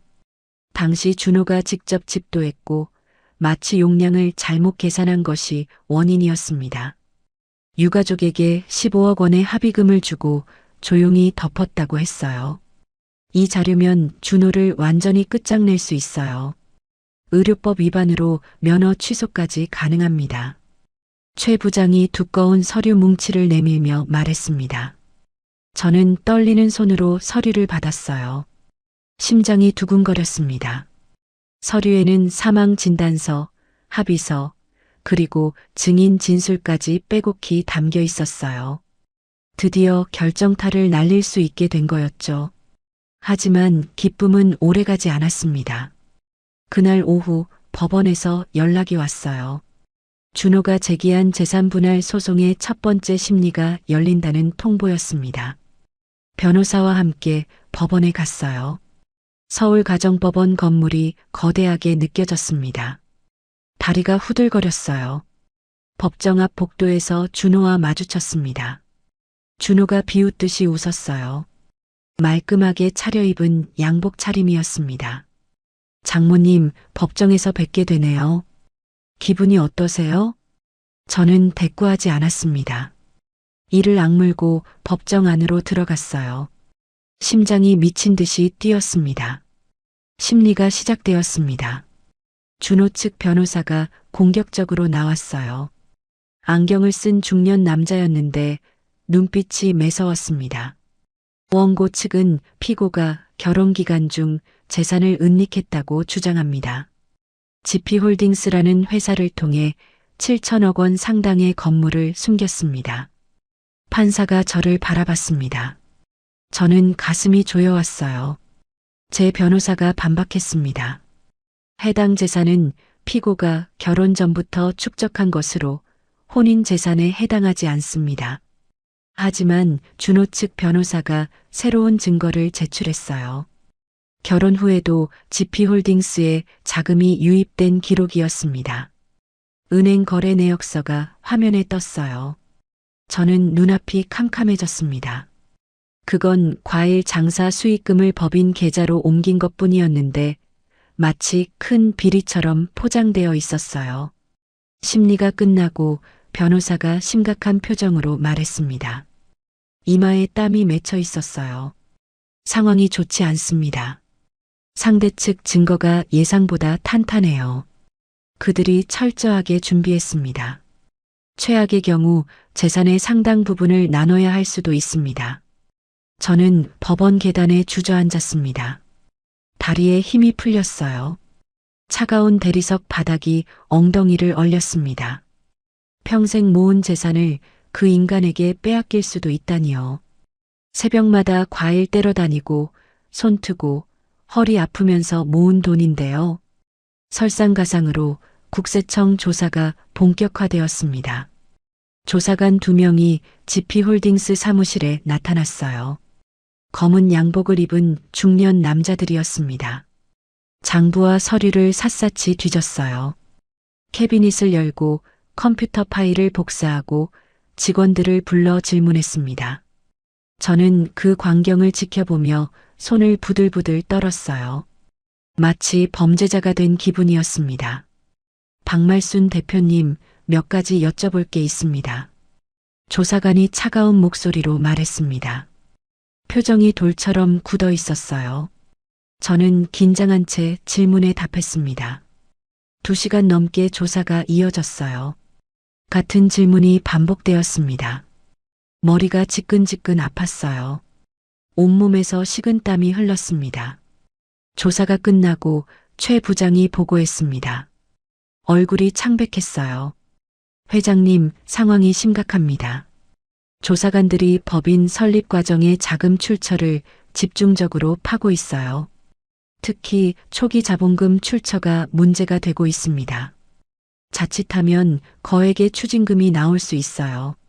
수십억 원이 될 수도 있습니다. 저는 머리를 감싸쥐었습니다. 사방에서 벽이 무너져 내리는 것 같았어요. 숨이 막혔습니다. 그날 밤 더 끔찍한 소식이 들려왔습니다. 지영이에게서 전화가 왔어요. 지영이가 울먹이며 말했습니다. 목소리가 심하게 떨리고 있었어요. 엄마, 나 병원에 입원했어. 저는 벌떡 일어났습니다. 심장이 멎는 것 같았어요. 손에 들고 있던 휴대폰이 떨어질 뻔했습니다. 뭐라고? 무슨 일이야? 어디 다쳤어? 그 인간이 집에 찾아와서 난동을 피웠어. 술 먹고 왔더라고. 소리 지르면서 재산 내놓으라고 했어. 밀치는 바람에 계단에서 굴렀어. 다리를 다쳤어. 저는 택시를 잡아 타고 병원으로 달려갔습니다. 심장이 터질 것 같았어요. 온몸이 떨렸습니다. 지영이는 응급실 침대에 누워 있었어요. 왼쪽 다리에 깁스를 하고 있었습니다. 얼굴에는 시퍼런 멍 자국이 있었고 입술이 터져 피가 묻어 있었어요. 지영아. 저는 딸에게 달려가 손을 잡았습니다. 지영이의 손이 차가웠어요. 눈물이 쏟아졌습니다. 엄마, 미안해. 나 때문에. 내가 그 인간한테 문 열어줬어. 지영이가 울먹였습니다. 저는 고개를 저었어요. 딸의 머리를 쓰다듬었습니다. 내 잘못이 아니야.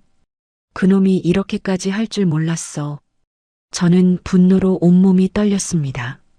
준호가 이렇게 폭력까지 쓸 줄은 몰랐어요. 인간이 아니었습니다. 짐승이었어요. 경찰에 신고했지만 준호는 발뺌했어요. 지영이가 혼자 넘어진 거라고 주장했습니다. 계단이 미끄러웠다고, 자기는 손도 안 댔다고 했어요. 증거가 없어서 경찰도 손을 쓸 수 없다고 했습니다. 목격자도 없었고 CCTV도 없는 골목이었어요.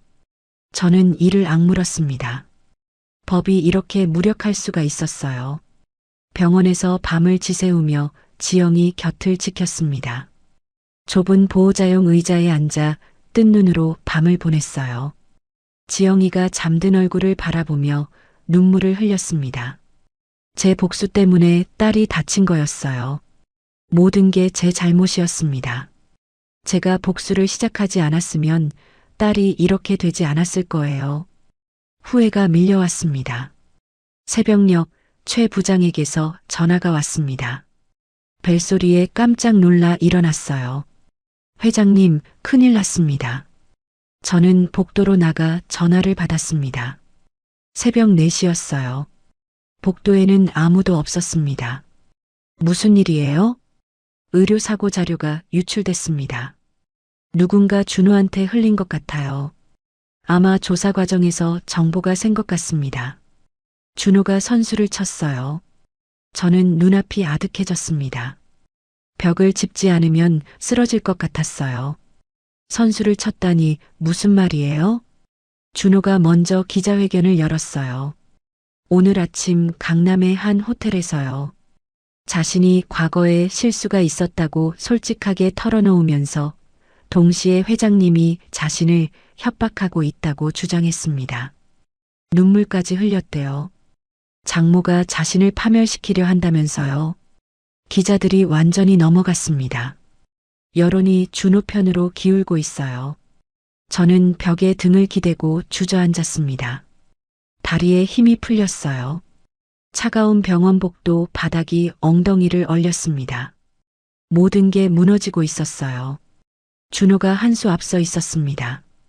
다음 날 인터넷에는 저를 비난하는 글들이 넘쳐났어요. 사위를 괴롭히는 악덕 장모라는 제목의 기사가 포털 사이트 메인을 장식했습니다. 댓글에는 온갖 욕설이 달렸어요. 돈만 아는 괴물 장모, 사위를 못 잡아먹어서 안달, 이런 말들이 끝없이 이어졌습니다. 저는 휴대폰을 집어던지고 싶었어요. 시장에도 소문이 퍼졌습니다. 단골 손님들이 발길을 끊었어요. 30년 넘게 사가던 아주머니가 제 눈을 피하며 다른 가게로 갔습니다. 생선 가게 순자마저 제 눈을 피했어요. 50년 동안 함께한 이웃들이 등을 돌렸습니다. 아침에 나와도 인사를 건네는 사람이 없었어요. 저는 과일 가게 셔터를 내리고 안에 앉아 울었습니다. 형광등도 켜지 않았어요. 어둠 속에서 혼자 울었습니다. 남편의 사진을 꺼내 들고 한참을 바라봤어요. 사진 속 남편이 웃고 있었습니다. 우리가 함께 이 가게를 열던 날 찍은 사진이었어요. 여보, 저 실패한 것 같아요. 복수하려다 모든 걸 잃었어요. 당신 원수도 못 갚고 딸도 다치게 하고 이웃들한테도 버림받았어요. 사진 속 남편이 저를 바라보고 있었습니다. 저는 사진을 가슴에 안고 흐느꼈어요. 어깨가 들썩거렸습니다. 이렇게 비참할 수가 없었어요. 지영이가 태어난 날 딸이 저를 찾아왔습니다. 목발을 짚고 과일 가게 안으로 천천히 들어왔어요. 엄마, 그만하자. 이제 그만 포기하자. 지영이가 목발을 짚고 서서 말했습니다. 눈에 눈물이 고여 있었어요. 깁스한 다리가 무거워 보였습니다. 엄마가 너무 힘들어하는 거 못 보겠어. 밤새 우는 거 다 알아.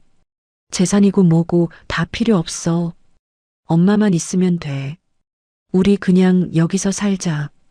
과일 장사하면서. 저는 딸을 바라봤습니다. 깁스를 한 다리, 멍든 얼굴. 제 복수 때문에 딸이 이렇게 됐어요. 가슴이 찢어지는 것 같았습니다. 저는 눈을 감았습니다. 정말 포기해야 하는 걸까요? 남편에게 면목이 없었습니다. 하지만 딸을 더 이상 다치게 할 수 없었어요. 머릿속이 너무 복잡했습니다. 그때 휴대폰이 울렸습니다. 모르는 번호였어요. 받을까 말까 망설이다가 전화를 받았습니다. 박말순 씨 맞으시죠? 저는 3년 전 이준호 병원에서 돌아가신 환자의 딸입니다. 제 엄마가 그 병원에서 수술받다가 돌아가셨어요. 저는 숨을 멈췄습니다. 심장이 쿵 멎는 것 같았어요. 저도 그 인간한테 복수하고 싶어요. 저한테 증거가 있어요. 도와드릴 수 있습니다. 저는 전화기를 꽉 쥐었습니다. 캄캄했던 어둠 속에서 한 줄기 빛이 비치는 것 같았어요. 아직 완전히 끝난 게 아니었습니다. 전화를 건 사람은 서민지라는 35살 여자였습니다. 다음 날 저는 시장 근처 조용한 카페에서 민지를 만났어요. 오후 2시였습니다. 깔끔한 정장 차림에 짧은 단발머리를 한 여자였어요. 눈빛이 단단했습니다. 하지만 그 안에 슬픔이 깊게 서려 있었어요. 저와 비슷한 눈빛이었습니다. 사랑하는 사람을 잃은 사람의 눈빛이요. 어머니가 3년 전에 돌아가셨어요. 이준호 병원에서요. 민지가 커피잔을 내려놓으며 말했습니다. 목소리가 차분했지만 손끝이 떨리고 있었어요. 커피잔이 살짝 흔들렸습니다. 간단한 척추 수술이었어요. 허리 디스크요. 그런데 마취 과정에서 문제가 생겼대요. 마취량을 잘못 계산했다고 나중에 알았어요. 어머니가 수술대에서 깨어나지 못했어요. 저는 가슴이 먹먹해졌습니다. 민지의 아픔이 느껴졌어요. 53살의 딸을 두고 떠나야 했던 그 어머니의 마음이 어땠을까요? 합의금을 받으셨다고 들었어요. 15억 원이요. 큰 돈이었죠. 하지만 그 돈이 무슨 소용이에요. 어머니를 돌려받을 수 없는데. 민지의 눈에 눈물이 고였습니다. 저는 민지의 손을 잡았어요. 그래서 저를 도와주시겠다는 거예요? 민지가 고개를 끄덕였습니다. 합의할 때 녹음을 해뒀어요. 이준호가 직접 잘못을 인정하는 내용이에요. 변호사도 모르게 몰래 녹음했어요. 그동안 공개하지 않았어요. 합의 조건에 비밀 유지가 있었거든요. 하지만 이제 참을 수가 없어요. 저도 복수하고 싶어요. 민지가 가방에서 작은 녹음기를 꺼냈습니다. 손바닥만 한 크기였어요. 재생 버튼을 눌렀습니다. 카페 안에 준호의 목소리가 흘러나왔어요. 제가 실수했습니다. 마취량을 잘못 계산했어요. 정말 죄송합니다. 변명의 여지가 없습니다. 이 합의금으로 조용히 해주세요. 제발 언론에는 알리지 말아주세요. 저는 눈이 휘둥그레졌습니다. 심장이 쿵쾅거렸어요. 이건 완벽한 증거였습니다.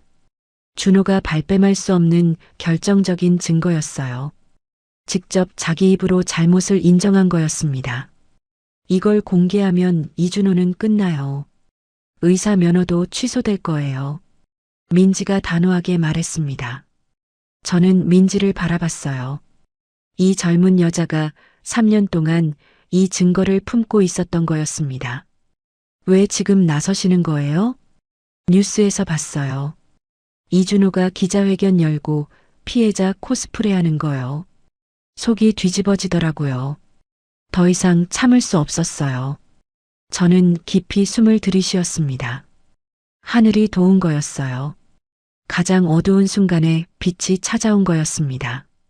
최 부장에게 연락해서 긴급 회의를 소집했습니다. GP홀딩스 사무실에서 민지도 함께 참석했어요. 저와 최 부장, 민지, 그리고 변호사까지 4명이 모였습니다. 이 녹음 파일이면 모든 걸 뒤집을 수 있습니다. 결정적인 증거예요. 하지만 전략이 필요합니다. 최 부장이 녹음기를 들여다보며 말했습니다. 표정이 진지했어요. 저는 고개를 끄덕였습니다. 어떻게 해야 해요? 언론에 공개하는 건 효과적이지만 법적 절차가 먼저예요. 검찰에 고발장을 접수하고 동시에 언론 브리핑을 하는 겁니다. 민지가 손을 들었습니다. 저도 직접 나서겠어요. 얼굴 공개하고 증언할게요. 저는 민지를 바라봤습니다. 대단한 용기였어요.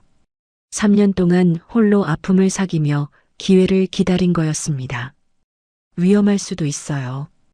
이준호가 가만히 있지 않을 거예요. 협박할 수도 있어요.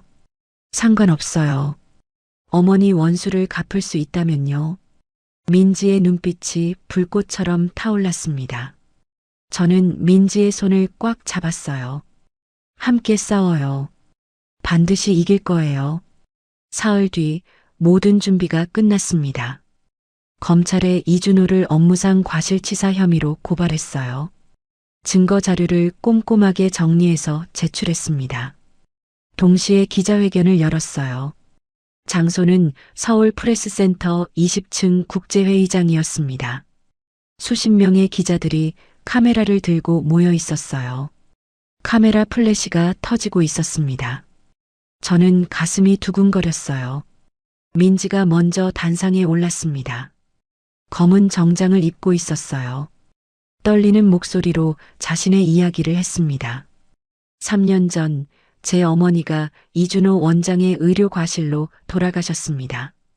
53살이었습니다. 손녀 얼굴도 못 보고 가셨어요. 당시 이준호 원장은 자신의 잘못을 인정했습니다. 지금부터 그 녹음을 공개하겠습니다. 녹음이 재생되었습니다.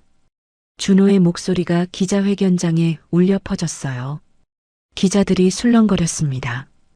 카메라 셔터 소리가 빗발치듯 쏟아졌어요. 저도 단상에 올랐습니다. 다리가 떨렸지만 꿋꿋이 섰어요. 수십 개의 카메라가 저를 향하고 있었습니다. 마이크가 앞에 놓여 있었어요. 저는 이준호의 장모입니다. 74살 과일 장수예요. 그는 제 남편 장례식 날 제 딸에게 이혼을 요구했습니다. 장인이 운명한 바로 그날이요. 나중에는 제 딸에게 폭력도 썼습니다. 이 사람은 의사가 아닙니다. 가면을 쓴 괴물입니다. 기자들의 질문이 쏟아졌습니다. 저는 하나하나 답변했어요. 진실을 말하는 건 두렵지 않았습니다. 오히려 가슴이 시원했어요. 오랫동안 가슴속에 쌓아두었던 말들을 쏟아내는 기분이었습니다. 기자회견이 끝나자 뉴스가 터졌습니다. 모든 방송사가 이 소식을 전했어요. 저녁 뉴스 메인에 올랐습니다. 신문 사회면 톱 기사로 실렸어요. 인터넷에는 준호를 규탄하는 글이 넘쳐났습니다. 피해자 행세하던 가해자 가면 쓴 의사라는 제목의 기사가 쏟아졌어요. 여론이 완전히 뒤집어졌습니다. 며칠 전까지 저를 욕하던 사람들이 이제는 준호를 향해 분노하고 있었어요.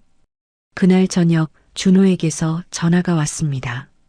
밤 11시가 넘은 시간이었어요. 목소리가 갈라져 있었습니다. 술에 취한 것 같았어요. 장모님, 왜 이러시는 거예요? 이러시면 안 돼요. 저 이제 끝이에요. 저는 차갑게 대꾸했습니다. 한치의 동정심도 느껴지지 않았어요. 내가 먼저 시작한 거야. 내가 우리 가족을 무시하고 딸을 때리고 환자를 죽였잖아. 이제 대가를 치러. 제발이요. 합의해요. 원하시는 거 다 드릴게요. 돈이요? 얼마든지요. 재산 분할 소송도 취하할게요. 준호가 애원했습니다. 목소리가 울먹거렸어요. 하지만 저는 흔들리지 않았습니다. 장례식장에서 봤던 그 오만한 얼굴이 떠올랐어요. 늦었어. 돈으로 해결될 일이 아니야. 이제 법이 너를 심판할 거야. 전화를 끊었습니다. 손이 떨렸지만 마음은 평온했어요. 오랜 시간 기다려온 순간이었습니다. 다음 날 검찰에서 준호를 소환했습니다. 아침 뉴스에서 준호가 검찰청에 들어가는 모습이 나왔어요. 회색 점퍼를 입고 야구 모자를 눌러 쓴 채 고개를 푹 숙이고 있었습니다. 며칠 사이에 수염이 덥수룩하게 자라 있었어요. 기자들이 질문을 쏟아부었지만 준호는 아무 말도 하지 못했습니다. 그 오만하던 얼굴이 어디 갔는지 찾을 수가 없었어요. 저는 텔레비전 앞에 앉아 그 모습을 지켜봤습니다. 남편의 유골함을 옆에 두고요.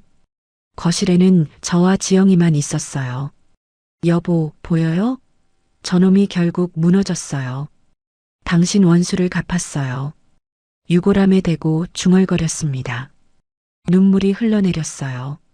기쁨의 눈물이었습니다. 억울함을 풀어낸 시원함도 있었어요. 지영이가 옆에 앉았습니다. 깁스를 푼 다리가 아직 불편해 보였어요. 하지만 표정은 밝았습니다. 엄마, 해냈어. 정말 해냈어. 지영이가 제 손을 잡았습니다. 저도 딸의 손을 꽉 쥐었어요. 아직 끝난 게 아니야. 재판이 남았어. 형사재판. 이길 수 있어. 엄마가 해냈잖아. 반드시 이길 거야. 지영이가 활짝 웃었습니다. 오랜만에 보는 딸의 환한 웃음이었어요. 일주일 뒤 더 좋은 소식이 들려왔습니다. 재산 분할 소송에서 준호가 소를 취하했어요. 탈세 혐의로 자신이 조사받게 되자 재산 욕심을 부릴 처지가 아니게 된 거였죠. 해외에 숨겨둔 20억 원 비자금이 전부 드러났거든요. 국세청에서도 제 세무조사를 종결했습니다. 혐의 없음으로요. 준호의 무고였다는 게 밝혀진 거예요. 오히려 준호가 무고죄로 추가 고발당했습니다. 모든 게 제자리를 찾아가고 있었어요. 시장에도 소문이 퍼졌어요. 진실이 알려지자 상인들이 다시 저를 찾아왔습니다. 생선 가게 순자가 먼저 왔어요. 손에 오징어 한 마리를 들고 있었습니다. 박 여사, 미안해. 내가 잘못했어. 친구가 그런 일 당하는데 믿어줬어야 했는데. 순자가 고개를 숙였습니다. 눈시울이 붉었어요. 저는 순자의 손을 잡았습니다. 괜찮아. 이해해. 그럴 수 있어. 정육점 사장도 왔어요. 채소가게 아주머니도 왔습니다. 하나둘씩 찾아와서 사과했어요. 저는 모두를 받아주었습니다. 50년 동안 함께한 이웃들이었으니까요. 단골 손님들도 돌아왔습니다. 30년 단골 아주머니가 배 한 상자를 사가셨어요. 말순아, 고생했다. 앞으로 잘 될 거야. 그 한마디에 눈물이 핑 돌았습니다. 과일 가게에 다시 활기가 돌았어요. 저녁이 되어 가게 문을 닫으며 저는 하늘을 올려다봤습니다. 해가 지고 어둠이 내려앉고 있었어요. 별이 하나둘 떠오르기 시작했습니다. 총총 떠 있는 별들이 유난히 밝았어요. 남편이 저 별 중 하나가 되어 지켜보고 있는 것 같았습니다. 여보, 거의 다 왔어요. 조금만 더 기다려요. 곧 끝날 거예요. 저는 속으로 조용히 중얼거렸습니다. 복수의 끝이 바로 코앞에 보이고 있었어요. 가슴이 뭉클했습니다. 재판이 끝났습니다. 6개월간의 길고 긴 법정 싸움이었어요. 저는 증인석에 서서 진실을 말했습니다. 떨리는 목소리였지만 한마디도 빠뜨리지 않았어요. 민지도 증언했습니다. 어머니를 잃은 그날의 이야기를 눈물 흘리며 전했어요. 준호의 변호사가 온갖 방법으로 발뺌을 시도했지만 녹음 증거 앞에서는 소용이 없었습니다. 준호 본인의 목소리가 또렷하게 들렸으니까요. 판결이 내려지던 날 저는 지영이와 함께 법정 맨 앞줄에 앉아 있었어요. 심장이 터질 것 같았습니다. 손에 땀이 흥건했어요. 판사가 주문을 읽기 시작했습니다. 법정 안이 고요해졌어요. 피고인 이준호를 업무상 과실치사죄로 징역 3년에 처한다. 법정이 술렁거렸습니다. 저는 눈을 감았어요. 드디어 끝났습니다. 지영이가 제 손을 꽉 잡았어요. 손이 떨리고 있었습니다. 기쁨인지 안도인지 모를 눈물이 볼을 타고 흘러내렸어요. 준호가 고개를 떨구고 있었습니다. 양복이 구겨져 있었어요. 며칠 사이에 10년은 늙어 보였습니다. 법정 경위가 수갑을 채웠어요. 찰컥하는 소리가 법정에 울려 퍼졌습니다. 준호가 끌려나가면서 저를 바라봤어요. 그 눈빛에는 원망도 분노도 없었습니다. 그저 텅 빈 눈이었어요. 모든 것을 잃은 사람의 눈이었습니다. 저는 그 눈을 똑바로 바라봤어요. 한치의 동정심도 느껴지지 않았습니다. 당연한 대가였으니까요. 법정을 나서자 기자들이 몰려왔어요. 카메라 플래시가 터졌습니다. 소감 한 말씀 해주세요. 저는 마이크 앞에 섰습니다. 할 말이 많았지만 짧게 말했어요. 남편과 딸의 원수를 갚았습니다. 이제 편히 쉴 수 있을 것 같습니다. 그게 전부였습니다. 더 이상의 말은 필요 없었어요. 일주일 뒤 의사협회에서 준호의 의사 면허를 취소했습니다. 의료법 위반과 업무상 과실치사 유죄 판결에 따른 당연한 조치였어요. 병원은 문을 닫았습니다.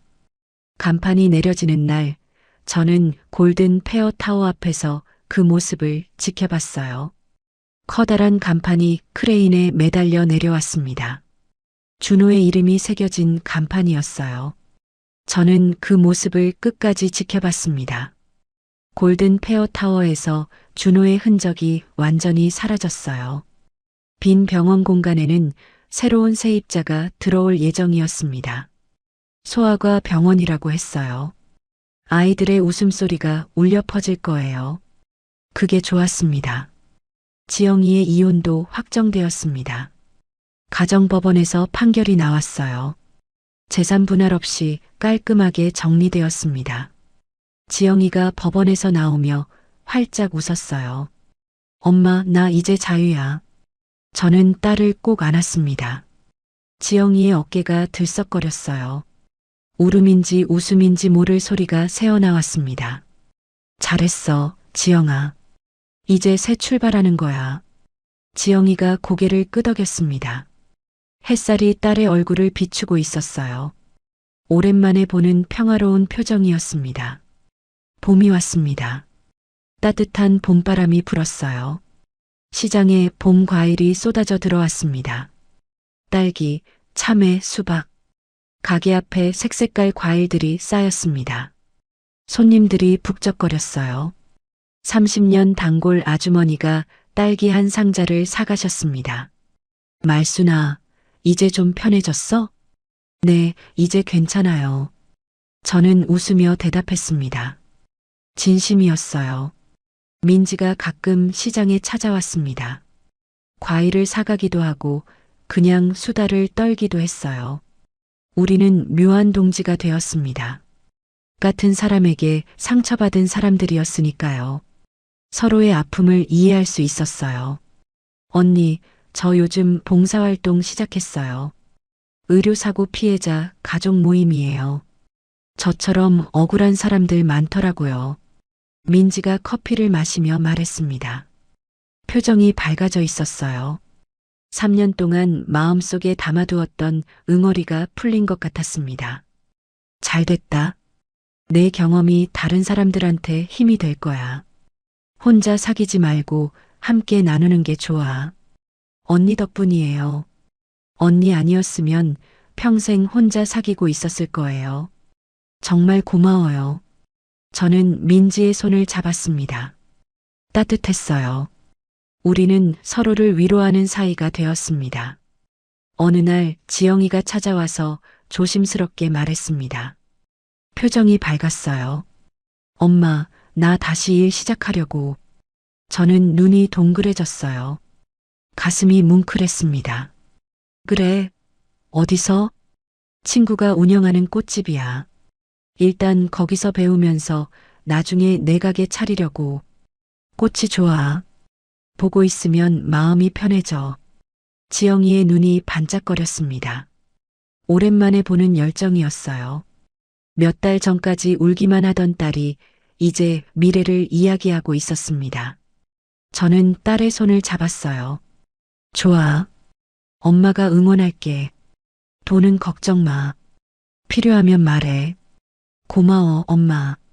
엄마가 있어서 내가 다시 일어설 수 있었어. 지영이가 저를 안았습니다. 딸의 품에서 은은한 꽃향기가 났어요. 행복했습니다. 5월 어느 날 저는 남편의 묘소를 찾았습니다. 산기슭에 자리 잡은 작은 묘소였어요. 푸른 잔디가 깔려 있었습니다. 주변에 진달래가 피어 있었어요. 저는 남편 앞에 앉았습니다. 준비해온 과일을 놓았어요. 사과, 배, 귤. 평생 함께 팔았던 과일들이었죠. 막걸리 한 잔도 따라 놓았습니다. 남편이 좋아하던 거였어요. 여보, 다 끝났어요. 저는 묘비를 쓰다듬었습니다. 차가운 돌이 손끝에 닿았어요. 남편의 이름이 새겨져 있었습니다. 그 인간 감옥에 갔어요. 3년형 받았어요. 의사 면허도 취소됐어요. 지영이도 이혼하고 새 출발 준비하고 있어요. 꽃집에서 일 배운대요. 바람이 불었습니다. 나뭇잎이 살랑살랑 흔들렸어요. 마치 남편이 대답하는 것 같았습니다. 잘했다고, 수고했다고 말하는 것 같았어요. 당신이 보고 싶어요. 많이 보고 싶어요. 밤마다 당신 생각해요. 눈물이 흘러내렸습니다. 하지만 슬픈 눈물이 아니었어요. 모든 것을 다 해냈다는 안도의 눈물이었습니다. 저는 한참을 그곳에 앉아 있었어요. 새들이 지저귀고 바람이 불고 햇살이 따스하게 내려앉았습니다. 평화로웠어요. 여보, 나 이제 괜찮아요. 걱정 말고 편히 쉬세요. 저승에서 맛있는 거 많이 드세요. 저는 일어서며 말했습니다. 발걸음이 가벼웠어요. 마음도 가벼웠습니다. 여름이 되었습니다. 과일 가게에 수박이 쌓였어요. 초록색 수박들이 가게 앞에 탑처럼 쌓여 있었습니다. 저는 아침마다 수박을 쪼개서 손님들에게 맛을 보여줬어요. 달콤한 수박 향기가 시장에 퍼졌습니다. 빨간 수박 속이 햇살에 반짝거렸어요. 지영이가 꽃집에서 일을 시작했습니다. 주말마다 찾아와서 과일을 사갔어요. 장미꽃 한 다발을 들고 올 때도 있었습니다. 표정이 점점 밝아지고 있었어요. 엄마, 나 요즘 행복해. 정말 행복해. 지영이가 수박을 먹으며 말했습니다. 수박즙이 턱을 타고 흘러내렸어요. 저는 딸의 얼굴을 바라봤습니다. 멍자국이 사라진 깨끗한 얼굴이었어요. 웃음이 얼굴에 가득했습니다. 그래, 내가 행복하면 엄마도 행복해. 그게 엄마 소원이야. 저는 진심으로 말했습니다. 딸의 행복이 제 행복이었어요. 가을이 왔습니다. 사과와 배가 풍년이었어요. 가게에 과일이 넘쳐났습니다. 빨간 사과, 노란 배, 주황색 감. 색깔이 고와서 보기만 해도 기분이 좋았어요. 저는 매일 아침 과일을 정리하고 손님을 맞이하고 저녁에 가게 문을 닫았습니다. 평범한 일상이었어요. 하지만 그 평범함이 얼마나 소중한지 이제는 알았습니다. 복수에 매달리느라 잊고 있었던 것들이었어요. 어느 저녁 가게 문을 닫으며 하늘을 올려다봤습니다. 노을이 붉게 물들어 있었어요. 구름 사이로 햇살이 비쳐 나왔습니다. 별이 하나둘 떠오르기 시작했어요. 여보, 오늘도 장사 잘했어요. 사과가 많이 팔렸어요. 저는 하늘을 향해 중얼거렸습니다. 남편이 저 하늘 어딘가에서 지켜보고 있을 거예요. 웃으면서요. 생선 가게 순자가 다가왔습니다. 손에 생선 비늘이 묻어 있었어요. 박 여사, 오늘 회식 어때? 우리 시장 상인들이랑. 정육점 사장이 고기 쏜대. 저는 웃으며 고개를 끄덕였습니다. 좋지. 가자. 오랜만에 다 같이 모이네. 순자와 함께 시장 골목을 걸었어요. 형광등 불빛이 환하게 켜져 있었습니다. 상인들의 웃음소리가 들려왔어요. 채소가게, 생선가게, 정육점. 50년을 함께한 이웃들이었습니다. 저는 그 소리에 묻혀 걸었어요. 발걸음이 가벼웠습니다. 평범한 하루였어요. 특별할 것 없는 가을 저녁이었습니다.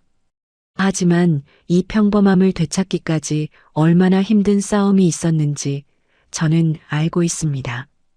눈물도 흘렸고 포기하고 싶었던 순간도 있었어요. 하지만 버텼습니다. 남편을 위해, 딸을 위해, 그리고 저 자신을 위해서요. 그래서 이 평범한 하루가 더욱 소중했어요. 평범함이 얼마나 큰 축복인지 이제는 알았습니다. 저는 74살 과일 장수입니다. 평생 과일을 팔며 살았어요. 앞으로도 그럴 겁니다. 손이 움직이는 한, 다리가 버텨주는 한 이 가게를 지킬 거예요. 하지만 이제는 알아요.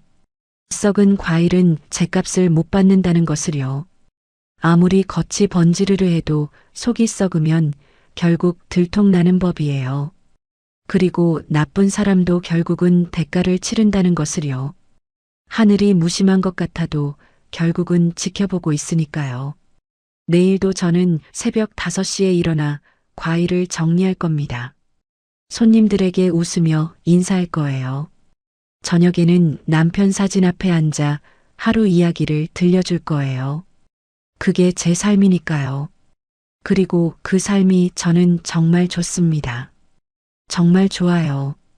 오늘의 사연 어떠셨나요? 사연이 마음에 닿았다면 더 좋은 사연으로 찾아뵐 수 있도록 구독과 좋아요를 눌러주세요. 그리고 사연의 주인공을 위한 따뜻한 말씀도 댓글로 부탁드립니다. 여러분의 오늘을 응원합니다. 인생 소풍이었습니다.